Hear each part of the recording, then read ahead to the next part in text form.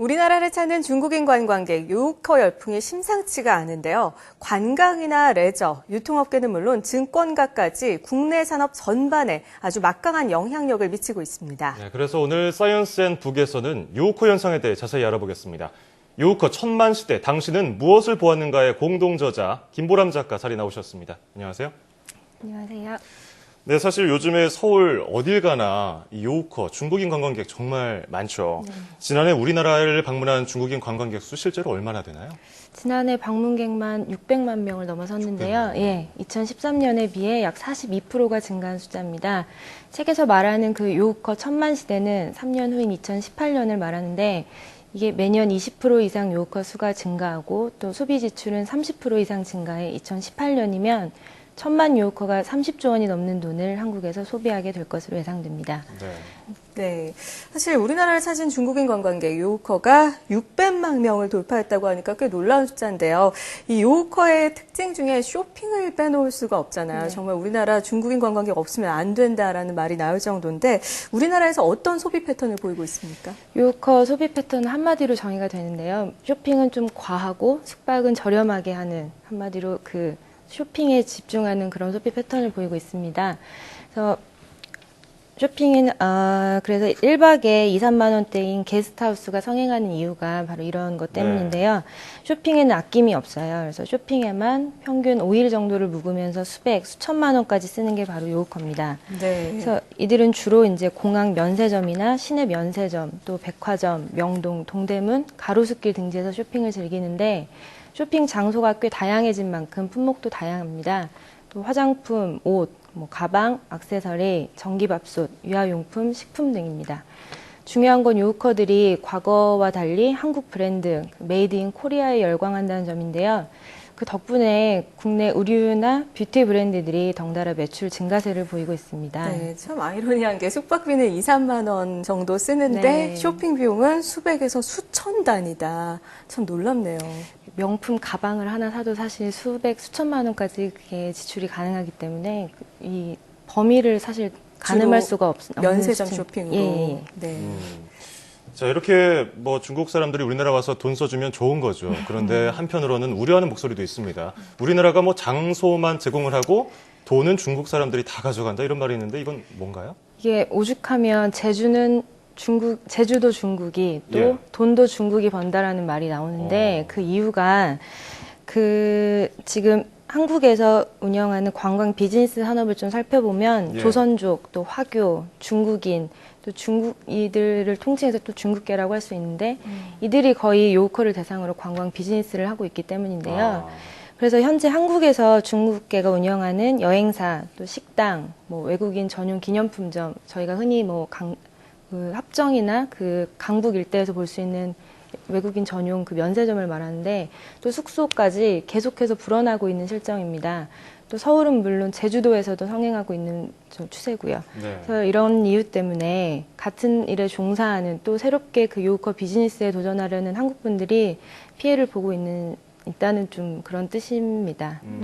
또 가장 근본적인 문제가 한국인들이 그 중국계 그 네트워크, 흔히 우리가 말하는 그 관시라는 걸 극복할 수 없다는 데 있는데 예를 들어 중국계 여행사가 중국에서 요우커를 모객을 해서 이들이 한국에 오면 한국에 있는 그 여행사 관계사가 또 전 일정을 케어하게 돼요.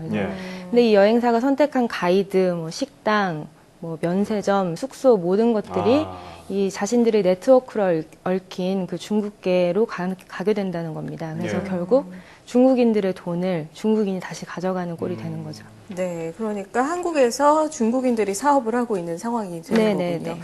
참 부정적인 측면인데 그렇지만 이 책에서는 오히려 요우커 붐을 기회로 삼아서 창업에 성공한 케이스들을 들어주셨는데 좀 긍정적인 면도 좀 짚어주시죠. 네, 저희는 또 그 요우커 비즈니스를 새로운 블루오션으로 봤는데요. 그 요우커를 대상으로 또 비즈니스를 시작한 창업 사례를 몇 가지 제가 들어볼게요. 그래서 먼저 서울을 비롯한 한국의 주요 여행 정보를 담은 국가정보지로 성공한 짜이서울이라는 데가 있고 또 아까 말씀드렸다시피 요우커들은 게스트하우스를 굉장히 선호하기 때문에 그래서 이 게스트하우스로 또 1호점에서 빠르게 3호점까지 또 그 추가로 오픈을 해서 성장을 해낸 또 스타호스텔이 있고 또 한국 뷰티 제품으로 글로벌 온라인 마켓을 열고 이 중국인을 1위 고객으로 만든 미미박스가 있고요. 또 한국 아이돌, 이게 한류 열풍 때문에 이제 생긴 비즈니스인데, 그 아이돌의 스케줄이나 기사 등을 스마트폰으로 전송해주는 그런 애플리케이션을 개발한 마이돌이 또 있고, 이게 저희가 K-뷰티, K-패션이 있으면 또 K-푸드가 굉장히 열광이에요. 네네네. 그래서 삼겹살로 그 요커 입맛을 사로잡은 또 팔색 삼겹살 등을 또 꼽을 수가 있습니다. 네. 이들의 좀 공통 분모를 좀 살펴보면 중국인을 단순히 그 돈벌이로 보지 않았다는 데 좀 집중을 해야 될 필요가 있는데요.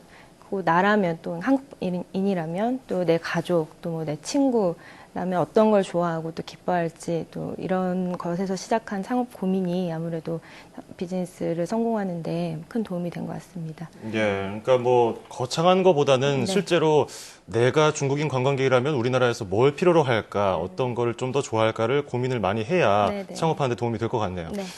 자, 그런가 하면 실제로 저희 YTN 상암 신사옥도 뭐 영화나 드라마에서 많이 장소로 제공이 됐기 때문에 그걸 보고 또 많이 오시더라고요, 실제로. 여기 네네. 주변에 보면은. 그런 것처럼 이 중국인을 대상으로 하는 뭐 비즈니스나 관광업이 나가는 방향도 이와 관련된 뭐 소재를 제공할 수 있지 않을까요? 사실 지금은 쇼핑에 많이 집중돼 있는 편이긴 한데 네. 앞으로 이제 향후에 보면 이런 한류 네. 컨텐츠를 연관한 그 새로운 좀 질적으로 업그레이드된 것들이 많이 필요한 부분인데 네. 그래서 이런 길게 봤을 때는 불안정한 어떨까요? 길게 봤을 때 이런 쇼핑으로 집중돼 있는 좀 불안정한 관광 산업을 좀 완화시키기 위해서 한류 컨텐츠로 연관한 것들이 좀 나와주면 좋겠죠. 예. 그래서 뭐 각 지역의 관광 상품을 개발하는 방법도 있고 또 또 그래서 이제 쇼핑백만 채워가는 게 아니라 요커들이 한국의 좀 문화나 역사를 좀 느끼고 돌아갈 수 있는 컨텐츠 개발이 조금 절실한 상황입니다. 예. 또 네. 비즈니스를 좀 예로 들자면 감성 마케팅이 좀 중요한데 네네. 중국인이 선호하는 사실 그 숫자 8과 그 붉은색을 좋아한다는 건 다들 알고 계실 거예요. 네. 그래서 네네. 중국인 특유의 그 소비 행태나 이런 잠재 선호를 좀 자극할 수 있는 하나의 도구가 될 수도 있기 때문에 이런 좀 감성을 자극하는 마케팅도 좀 필요해 보이고 또 그들의 중화 사상을 역시 또 이해하고 좀 존중하는 노력이 좀 필요한 네, 그게 것으로 실제로 보입니다. 그게 시장에서도 어필을 하고 있나 보네요. 네네네. 많이 어필을 하고 있죠. 그리고 지금 현재 그 중국인 관광객, 그러니까 중국인이 해외로 나가는 관광객 수가 이미 1억 명을 돌파했어요. 그러니까 네. 굉장한 네네. 숫자인데 아. 이게 단순히 아시아에만 오는, 한국에만 오는 이런 요커품 현상이 아니기 때문에 네. 세계 각국에서 이런 큰 손을 잡기 위한 치열한 경쟁이 지금 벌어지고 있어요. 그래서 요커 특수를 노리고 그 각종 정책이나 또 요커들 지갑을 열기 위한 그런 위해서 안간힘을 좀 쓰고 있는 편인데 한국 역시 이게 단순히 요커 붐이 유행에 그치지 않고 좀 더 나아갈 수 있는 방법을 좀 찾아서 해결해야 될 필요가 있습니다. 그 감성 마케팅에 대해서 짚어주셨는데 어떤 식으로 좀 구체적으로 다가갈 수 있을까요? 아까 예로 든 이제 숫자 8 같은 경우를 예로 들 수 있는데 뭐 예를 들어 그 이화여대가 지금 유명한데 이화여대 그 중국어의 발음이 그 화가 파라는 그거와 흡사를 해서 행운이나 돈을 불러준다는 의미로 이제 그곳을 찾아간다고 하더라고요. 그래서 이렇게 이제 숫자를 활용한 거라든지 그리고 현재 지금 백화점이나 이런 곳을 가보면 숫자 8과 연관된 어떤 뭐 888개의 특정 상품을 내놓는다거나